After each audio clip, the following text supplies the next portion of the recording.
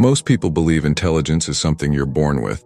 They imagine a genius as someone whose brain simply works differently, someone who sees the world through a mysterious gift that ordinary people could never possess.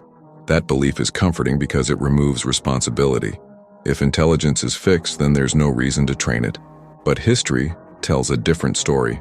The greatest strategists, detectives, military commanders, and chess masters didn't become dangerous because they knew more facts. They became dangerous because they learned to think differently. And hidden inside 64 black and white squares is one of the most brutal training systems ever created for the human mind. This is why fictional minds like Lawliet from Death Note or Ayanokoji from Classroom of the Elite feel so believable.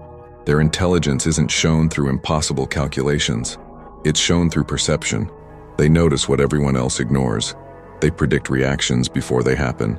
They stay emotionally detached, while everyone around them rushes into obvious mistakes. Although these characters are fictional, the thinking patterns they represent exist in the real world, and chess quietly trains many of them. Imagine looking at a chessboard for the first time. A beginner sees 32 separate pieces. Every move feels random because every possibility looks equally important. Now watch a grandmaster. He doesn't see 32 pieces. He sees structures, weaknesses, pressure, timing, and invisible opportunities. His brain compresses thousands of details into meaningful patterns. Neuroscientists call this chunking. Instead of solving every position from zero, the brain begins recognizing familiar situations almost instantly. It isn't magic. It's efficiency. That single change transforms the way you look at reality. A crowded office stops being a room full of people. It becomes a network of influence. A negotiation stops being a conversation. It becomes a sequence of predictable reactions. The brain slowly stops asking what's happening and starts asking what happens next. That question alone separates reactive thinking from strategic thinking. Most people mistake pattern recognition for intuition. They're not the same thing. Intuition without experience is usually a guess.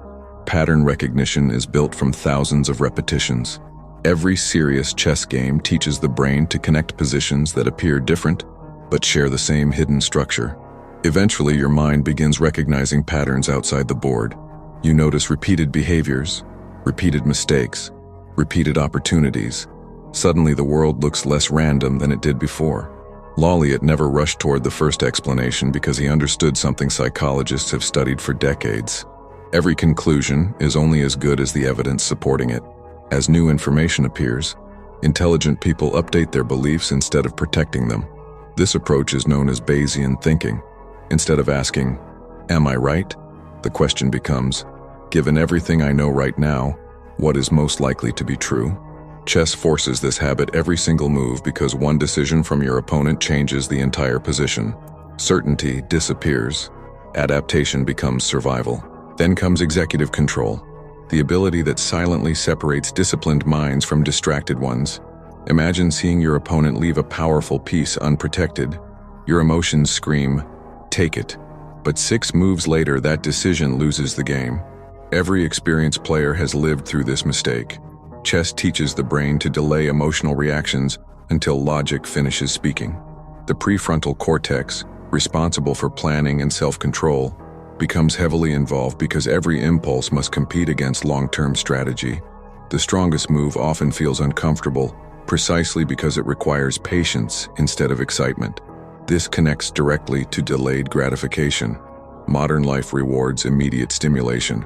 One notification becomes another. One distraction becomes 10. Chess rewards the opposite. Sometimes sacrificing a valuable piece creates an unstoppable attack much later. You willingly accept a short-term loss to create a larger future advantage. That mental habit quietly spreads into other areas of life. Long-term planning stops feeling painful because your brain becomes familiar with trading today's comfort for tomorrow's results. Another lesson hides inside every move, yet most beginners never notice it. Every decision has an invisible price. Moving one piece means refusing dozens of others. Economists call this opportunity cost. Chess players simply call it reality. Every action automatically destroys another possibility forever. Over time, your thinking changes. Instead of asking whether a choice is good, You begin asking what you're giving up by making it.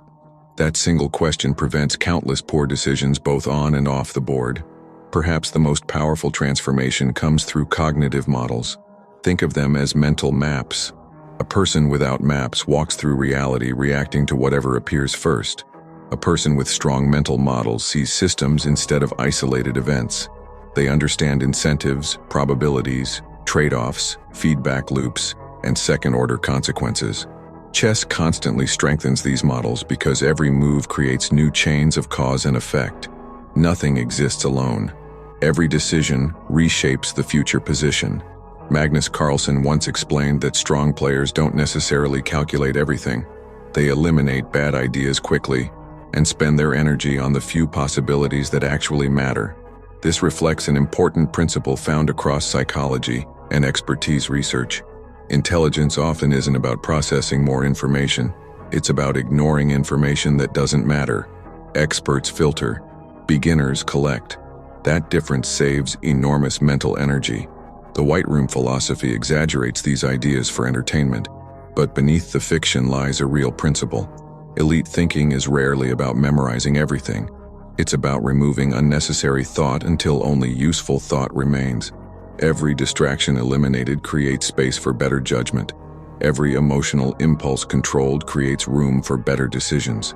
Chess becomes a laboratory where those habits are trained repeatedly under pressure. The most uncomfortable part of chess is also the most valuable. The board never lies. If your plan fails, it doesn't care about your confidence. If your assumptions were wrong, reality exposes them immediately. There are no excuses hidden between the squares. Every defeat points toward a weakness in your thinking. Maybe you became impatient. Maybe you underestimated risk. Maybe you ignored your opponent's resources because your own plan looked exciting. The game doesn't punish bad intentions. It punishes bad thinking. That is why strong players spend more time studying losses than victories. Winning can hide mistakes. Losing reveals them. Every error becomes evidence. Every mistake becomes feedback. Instead of protecting the ego, the mind begins upgrading itself. This is exactly how expertise grows in every serious field, whether it's medicine, intelligence analysis, business, or engineering. Eventually, something fascinating happens. The chessboard disappears, but the thinking remains. Conversations become strategic. Habits become investments. Time becomes your most valuable resource. Problems stop looking like obstacles and start looking like positions waiting to be understood. You begin asking better questions, predicting consequences earlier, and reacting less emotionally because your brain has spent hundreds of hours practicing exactly those skills. Chess will not magically turn anyone into Lawliet or Ayanokoji. Those characters belong to fiction, but the mental habits they symbolize, pattern recognition, adaptive thinking, emotional discipline, long-term planning, and strategic perception, are very real. They can be trained, refined, and strengthened, and perhaps that's the greatest lesson hidden inside 64 squares. The real opponent was never sitting across the board. It was the older version of your own mind waiting to be replaced by a better one.